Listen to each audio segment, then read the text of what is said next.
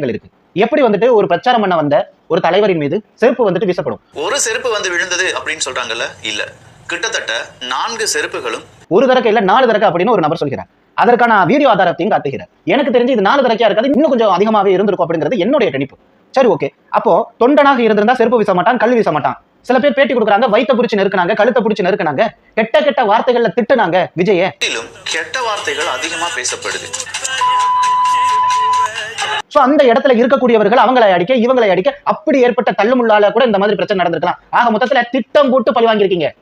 இது விஜய்க்கு நீங்க கொடுத்த அடி இல்ல. கரூர் மண்ணுக்கு எவன் அரசியல் செய்ய வந்தாலும் இப்படித்தான் இருக்கும் அப்படிங்கிற மாதிரி இருக்கு உங்களுடைய அந்த வெறி. கரூர் தனிப்பட்ட ஒரு நபருடைய கோட்டையா? அங்க வெளியால் வந்து அரசியல் பேசக்கூடாதா? அங்க பிஜேபி வரும், எதிர்கட்சி தலைவர் வருவாரு, எல்லாரும் வருவாங்க, வரத்துக்கு உரிமை இருக்கு. நான் தெரியாம கேட்கிறேன், இவ்வளவு பெரிய ஒரு அரசியல் தலைவர், இத்தனை லட்சம் பேர் மக்கள் கூடுறாங்க ஒவ்வொரு இடத்துலயும், அவர் 10,000 பேர்னு சொல்லலாங்க. 10,000 பேர் சொல்லலாம். என்ன டோக்கன் வச்சோ இல்லைன்னா மை வச்சோ வந்துட்டு உள்ள அனுப்ப முடியுமா? அப்ப இத்தனை லட்சம் பேர் வரதுக்கு வாய்ப்பு இருக்கு, இத்தனை ஆயிரம் பேர் வரதுக்கு வாய்ப்பு இருக்கு அப்படின்னு உளவுத்துறை உங்களுக்கு எதுவுமே சொல்லலையா? உறங்குகிறதா உளவுத்துறை? எல்லா பழியையும் விஜய் மேல போட்டணும், நம்ம எஸ்கேப் ஆயிடணும். சட்ட ஒழுங்கு சரியில்லைன்னு மக்கள் காரி துப்புறாங்க. என்ன பதில் சொல்ல போறீங்க ஃபர்ஸ்ட்?